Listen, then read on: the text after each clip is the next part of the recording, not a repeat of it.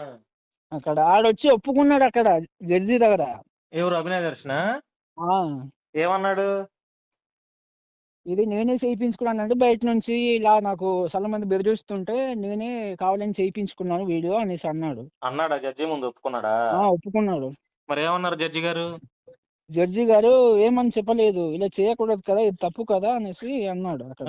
ఈ మన పోలీస్ వల్ల అక్కడ మత భేదాల గురించి రాసి ఉండారు అక్కడ, దాని గురించి. అయితే జడ్జి ముందు ఒప్పుకున్నాడు అభినయ దర్శనం. ఒప్పుకున్నాడు. పోలీస్ వాళ్ళ ముందు కూడా ఒప్పుకున్నాడు అరెస్ట్ చేసినప్పుడు? ఒప్పుకున్నాడు. పోలీస్ వాళ్ళ ముందు కూడా అవును సార్ నేనే చేయించుకున్నాను కావాలని. అవును సార్. ఇప్పుడు వాళ్ళతో పాటు వచ్చిన అబ్బాయి ఒక అదే నాకు ఎత్తి జల్లేసాడు ముగ్గురు అనేసి చెప్పాడు కదా సార్. ఇప్పుడు ఆ అబ్బాయి మైనర్. మైనర్. 24 సంవత్సరాలు అతనికి. 14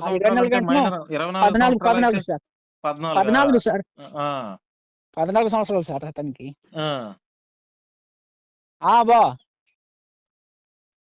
దానివల్ల మళ్ళీ వాళ్ళని కొట్టేశారంట సార్, ఈ బిల్లా కిరణ్ ఈ చిన్న అబ్బాయికి కొట్టారంట పోలీసులు.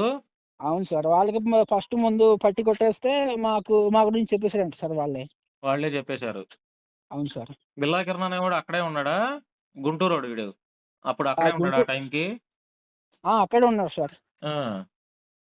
మరి ఇప్పుడు పోలీసు వాళ్ళ మీద కూడా వీడు డ్రామా మమ్మల్ని కావాలని పెట్టారని చెప్పి అంటున్నాడుగా. అవును సార్. అది పిచ్చబట్టింది అంటావా అభినయ దర్శన్కి?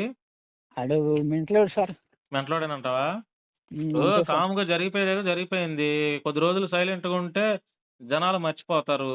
తర్వాత వాడి సినిమాలు ఏవో వాడు చేసుకోవచ్చుగా. అదే కదా సార్.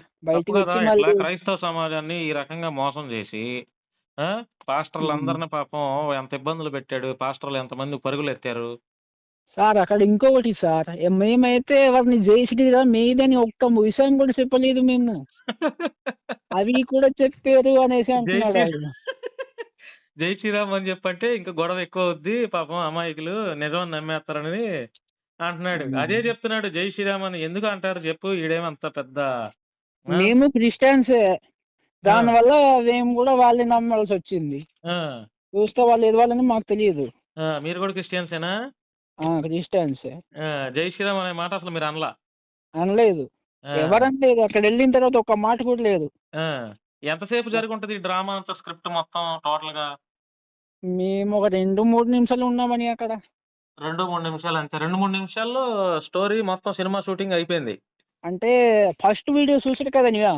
ఆ ఫస్ట్ వీడియోలో లాస్ట్ లో నించొని ఉన్నాడు. నేను కూడా ఇంటికి వచ్చి చూసాను ఆ వీడియో. తరిమేసి కార్ని